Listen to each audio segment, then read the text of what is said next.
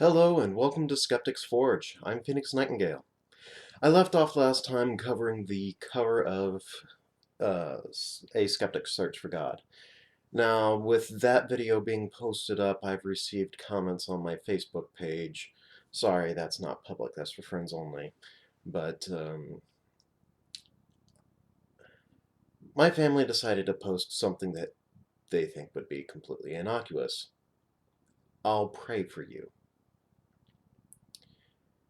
Now, there's something about that phrase that just really gets under the skin of a non-believer. I mean, it's simple enough when you're viewing it from the perspective of somebody that does believe. It's like a matter of concern. You care about them, and you're um, sending them your wishing the best for them, and entreating upon your God, deity, whatever you're actually praying to intercede and make things better for you. Now, there is a significant problem with that in and of itself. You say, I'll pray for you, and the way I see that, forget whether or not it's real or not, but the way I see I'll pray for you is there is something wrong with you, no matter what context you're meaning it. You're saying there is something wrong with you, and now instead of addressing the problem, I'm going to go over and um, ask my buddy over here to fix it for me rather than taking action myself. One, it's a coward's way out. You're refusing to acknowledge the problem yourself. You're not addressing the problem with the person who actually has the problem. You're instead running away and trying to uh, instead transfer the burden to somebody else. So all responsibility is off your shoulders. It's now in somebody else's care. That's problem number one. Problem number two is that it depends on which context you're using it in. You can use it as, oh, there's a sick friend or somebody that's been down on hard times, and somebody that's on hard times, you sing, you're praying for them, and it's basically saying, I'm wishing things will get better for you, and that hopefully things will turn around. Well, there's a efficacy aside, you're still diverting responsibility and no longer are involving yourself in actually fixing the problem, the hard time that the person's going through. Same goes for medical. And on medical, it's truly horrific because if you, instead of helping somebody out with their medical bills or taking them to a doctor or anything like that, and you just say, I'll pray for you instead, nothing's going to happen. That's dangerous. That is absolutely horrific when somebody trades uh, actual medical services for prayer.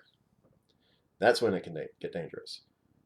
Thankfully, most of the people do that help out with medical stuff, are just in agreement, acknowledging that they are already getting medical treatment, and then add in the well-wishing on top of it.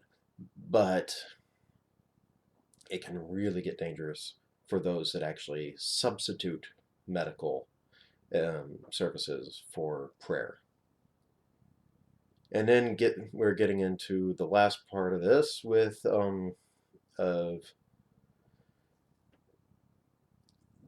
you have basically skirted around the person who you think is. First one was they're in hard times. You wishing them, to feel better. It's a psychological thing. The second one is, you know, physical health, or maybe even finances. Finances, it could be the same thing. You're um, instead of helping them out that way, But then you get into what happened with me. They found out that I'm not a Christian. So their response was, I'll pray for you. That, when I don't believe in them, in this, in the same thing they do, that comes off to me as you're wrong. Now I'm going to go hide over here in a corner and ask my imaginary friend to change your mind. It's ludicrous. But here's the thing. What are they really asking with that? And thank you, Jen Aldrich. You're an absolutely beautiful woman. Thank you. She stood up for me in the comments of that little discussion. She's the one that actually really sparked it off. Another friend sparked off the conversation, but Jen really let loose.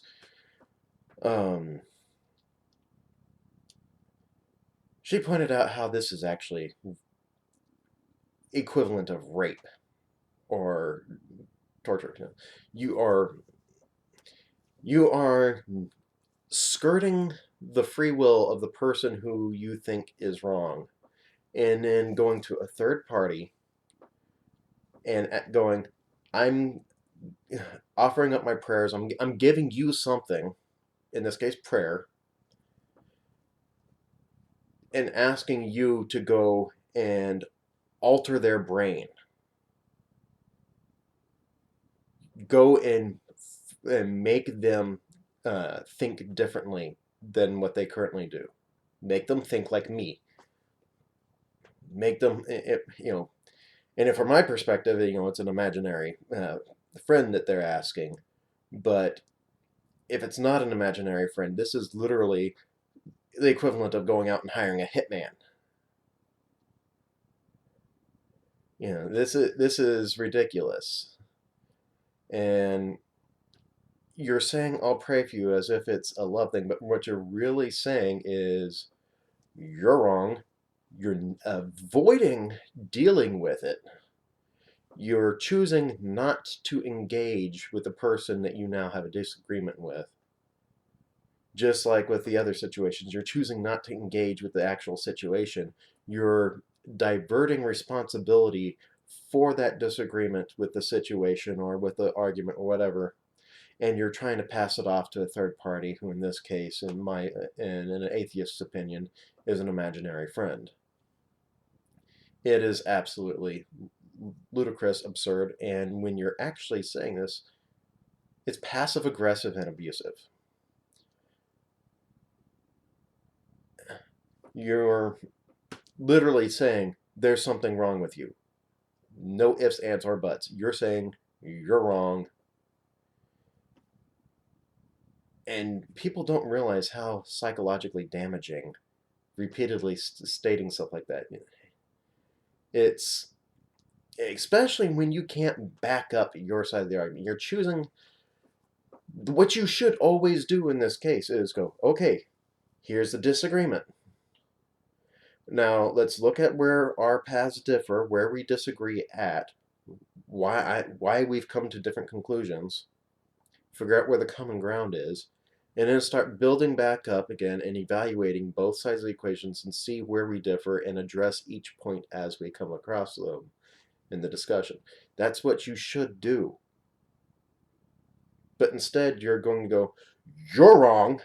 Now I'm going to hire this hitman to force you to think differently. That's what you're doing.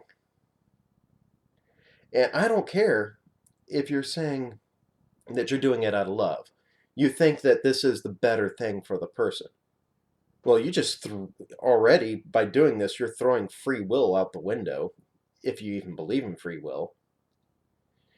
And then there's the whole entire argument of whether or not free will is even a thing. But then, the popular quote from George Carlin. Here's God, perfect God, all powerful, all knowing. He's got a plan, a divine plan, a perfect plan. And here you are, praying away, trying to make him change his mind. It's like you're turning God into an errand boy. By issuing out prayers to change the way that things are, that as He supposedly dictated them, assuming you believe in it, you are telling God that God screwed up and needs to change it. So that's a fundamental aspect of that that's just completely bonkers in my mind. Um, and then you have the intercessory prayer, which you still have to worry about. Now there's an intermediary. Um, uh,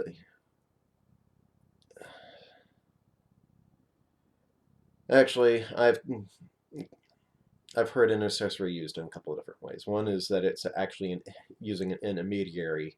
You're praying to somebody else to take your prayer on to God and on your behalf. Or then there's just you're asking God or whatever entity to just affect things in your life. I've heard both definitions used for intercessory. Uh, yeah, the whole situation is messed up. And then you go into, does it even have an effect? I mean, if it really, really had an effect, then why is it that we have pretty much the exact same success rate and the exact same methods for every religion in the world? If it was really real, if your particular God was real, then the prayers of all the other religions would not be met at all, or at least only by chance, and it would be very obvious that the prayers on your side, if you were on the correct side of things, um, you go, okay, all the converts suddenly they're praying, praying, praying, nothing ever happens. They convert to your religion, and then suddenly all their prayers suddenly get answered. That universally across the board, we would expect to see that, or at least in far, far greater percentages. Instead, what we see is about the same random chance occurrence of prayers being answered. And how are they being answered? You look in biblical times. I mean, you actually have miracles, plagues, curses, blessings, um, radical things. The seas splitting. Um, uh, you have people coming back to life. Blindness being cured. Um, you have all these crazy miracles occurring from people praying in the Bible, in the story that's outlined in the Bible.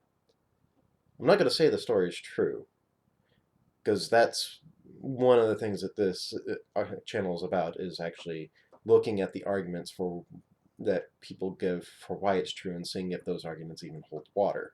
It would be pointless if I actually just flat out stated that it was or was not true. Otherwise, I wouldn't have a channel. Um, and it would be defeating the purpose of critical thinking anyways. You don't just make blind assertions like that. But yeah, we have all these crazy miracles happening in the story of the Bible.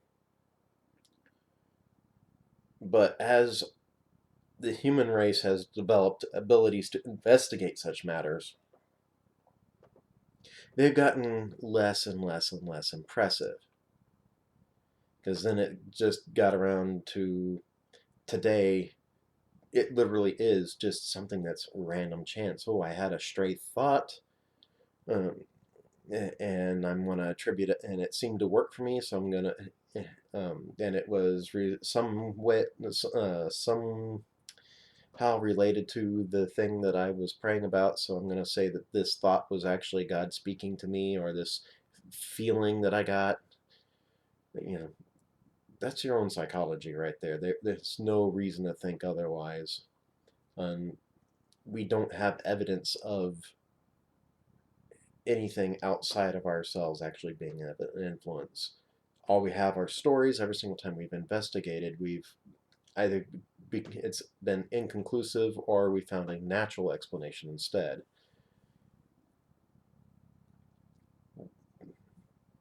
Oh, where is that? You know, okay, I got 3 books here. They'll be everything you ever need. I will say Skeptic's Guide to the Universe first off. That'll give you a basic breakdown of how much your mind can go wrong. and hopefully a little bit on how to fix it. And numeracy, all those things you think are impossible and are improbable really are far more common than you think. You just don't understand how the math works on it. And that's what that book is all about. And of course, for the argumentation, informal logic, read it. Or honestly, just go to, for a basic primer in fallacies and biases, yourlogicalfallacyis.com, and there's a link for yourbiasis.com. The those two pages are going to be a great resource for learning fallacies and biases. I'll put those back up there later. But I have not found any evidence at all of prayer working. A video of Neil deGrasse Tyson, I believe on his show Star Talk, he detailed out how you end up having an experiment that has one study shows positive evidence, the other study shows negative evidence, supports it, strong evidence. And it's both sides of this line, back and forth, study after study going on either side. He said, whenever you get data like that, that typically means there's nothing there. And that's exactly what we've been getting most of the time with the studies on prayer. A lot of back and forth just on the other side of the line for all the actual uh, clinical studies into whether or not prayer works. But then we actually did get one with very definitive evidence, and that was the Templeton study, where they took several patients, about 1,800 patients, divided them into 3 separate groups. They all had the same basic condition. I forget what it is off the top of my head. But they had 600 people that they just did standard. They all got medical treatment. The question was whether or not prayer influenced the healing process. And what they found was that they had a control group. They had a group that they prayed for but didn't know they were getting prayed for. And then they had a group that they prayed for but did know they were getting prayed for. And this was a very interesting study, because the group that was prayed for and didn't know it did just as well as the group that wasn't prayed for at all. But interestingly enough, the group that was prayed for and knew they were being prayed for did worse. They did worse than both the control group and the group that was prayed for but didn't know they were being prayed for. And it's been suggested that that's probably because of the stress of being expected to heal. So that put pressure on them, and so psychologically they were stressed out, and thus then their mental state actually hampered the healing process. But this was a very clear and a very well clinically done study that showed no real influence of prayer actually affecting an outcome. By an organization that is a Christian organization dedicated to scientifically evidencing, the supernatural, particularly on the Christian side of things. This, you may have heard of the Templeton Prize. They give out a large sum of money to those that, to scientists that make discoveries that aid in their cause. I'm not going to get into the semantics of whether or not those discoveries are worth anything in the scientific community on a whole. I haven't really looked into it at all, but organizations like that are known to be a bit biased in their evaluations of things. So take it with a grain of salt. But yeah, this was a result that really worked against their own biases. So for them to admit the absolute failure in this particular instance, eh, yeah, that was an interesting study.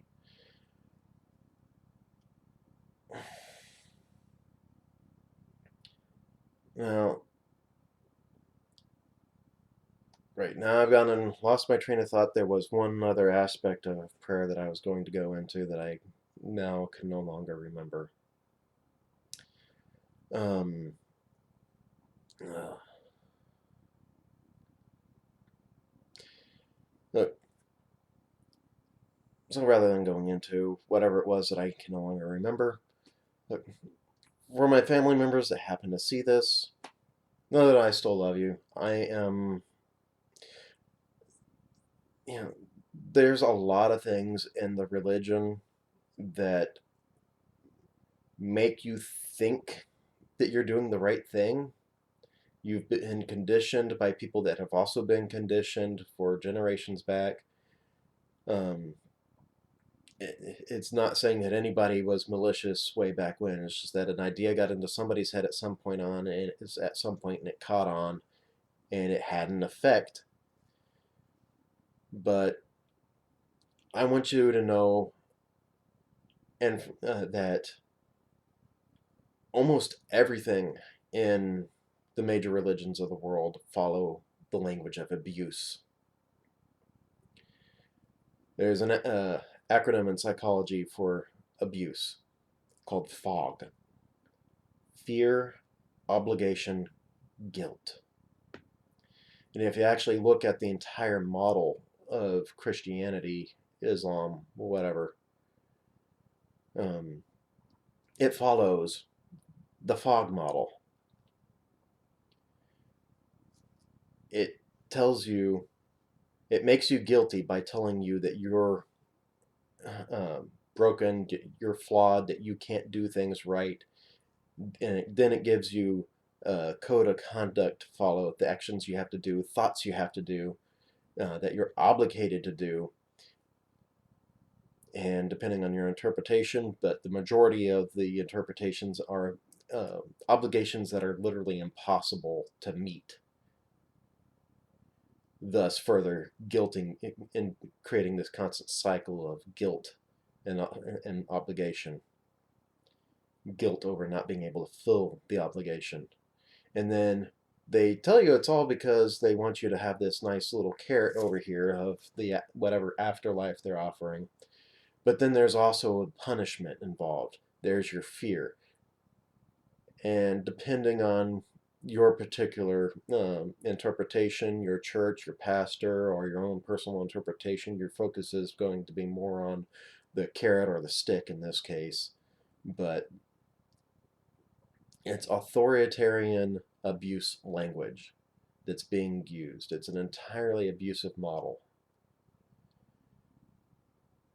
And regardless of your intentions, this whole entire process is ingrained into the language, ingrained into the culture, passed off as something that's good, and then you end up perpetuating it, thinking you're doing something good, but you're actually causing harm to those. Think about that. Think about the reaction you had to finding out that I was an atheist, that I didn't believe. Shock, disgust, worry, fear, whether for my safety or on your end, whether it's your association with a non-believer or you're actually concerned about me. All those fears are generated by your own belief system. They're not shared by me or anybody else that doesn't believe what you do. It is entirely pain on your end created by your belief system, or rather the belief system that you've been pulled into. I shouldn't just say it's your belief system. You can't choose your beliefs. You're convinced or you're not, but you don't choose whether you're convinced or you're not. It's just something that happens. And I'm sure at some point I'll be getting into all the craziness of how everything involved in our experiences that were often used for the supernatural stuff, all those supernatural experiences that we think we've experienced really aren't. And there's a lot of psychology and neuroscience that goes into that, and I don't really want to. That's enough for a whole nother video at some other point. But just know that everything that we chalk up to supernatural experiences, those same experiences have been experienced under lab conditions with fMRIs being monitored, showing activity in the brain or deactivity in the brain that coincides with what we understand those areas of the brains to do. It's all brain functions. Um, oh, here's one. Here's one, and it does tie into prayer because it was prayer that was evaluated with them.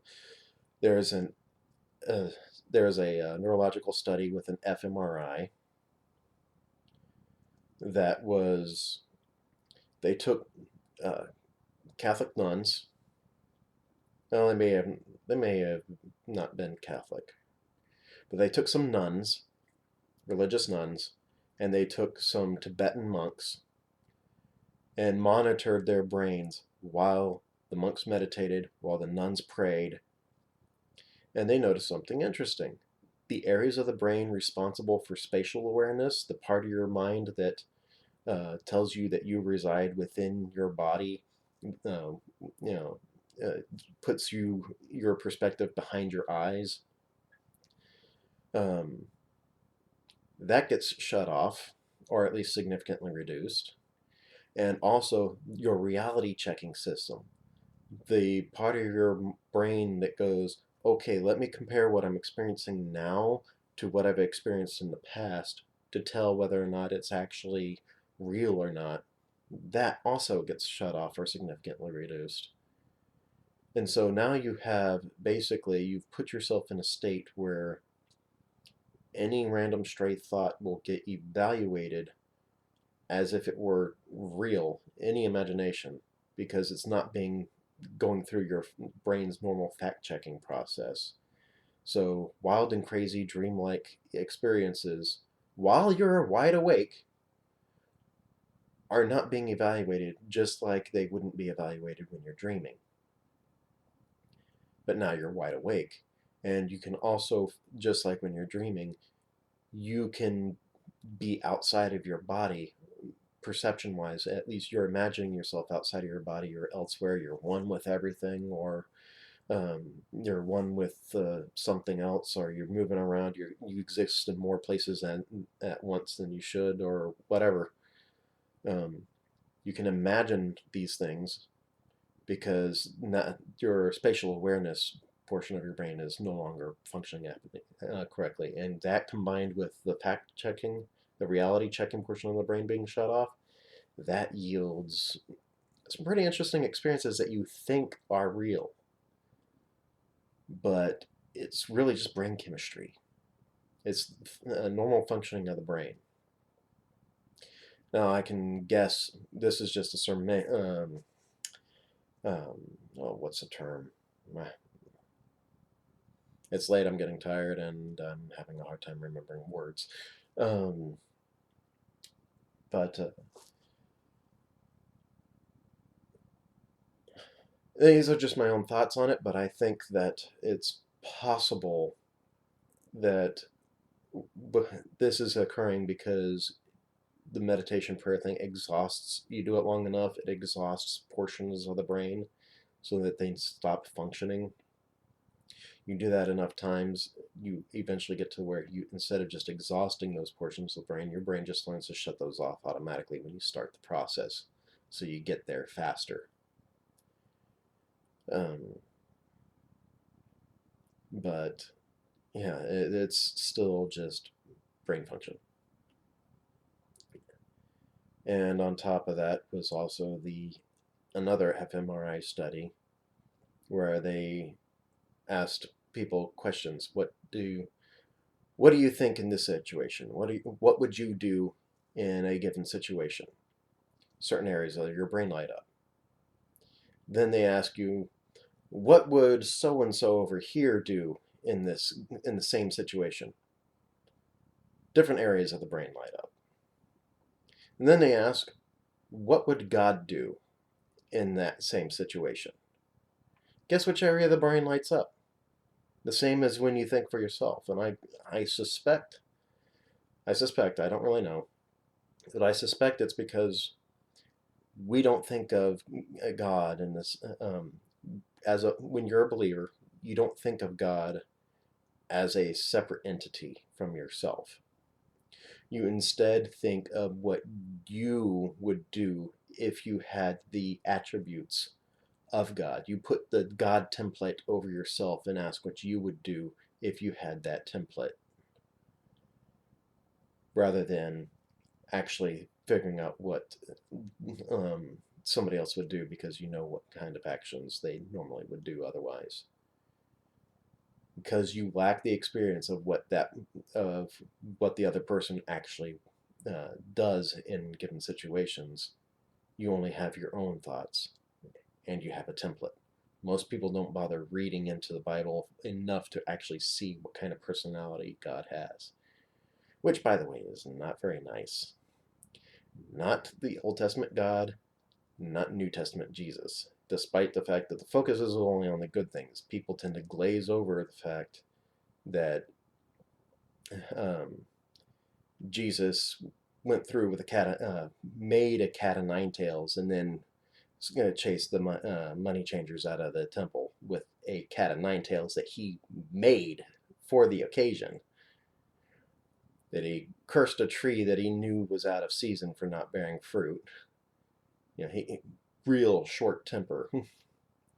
And that even on the Sermon on the Mount, he told slaves to obey their masters. He's supporting slavery. He's not speaking out against it. He's condoning it instead of trying to abolish it. So it's like not exactly the nicest of guys.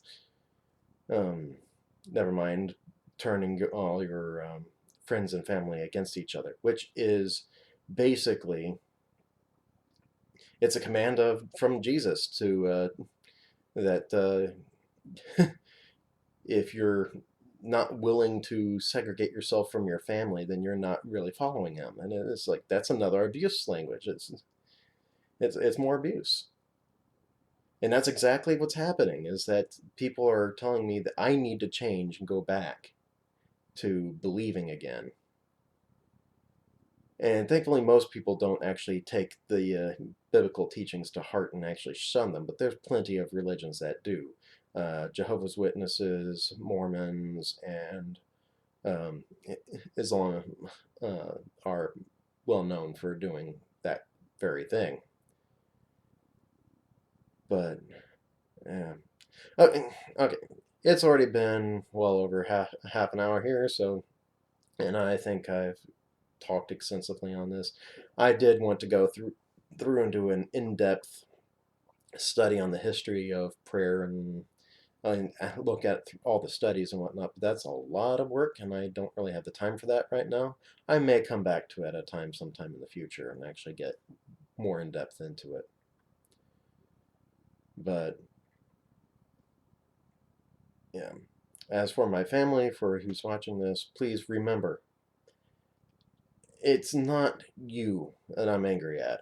It's this idea that the religion has put into your heads that makes you think that using abusive language is actually a good thing because your heart's in the right place. Don't mistake good intentions for good actions. They don't always go together. What you think is done from good intentions doesn't always mean that what you're actually doing is actually good.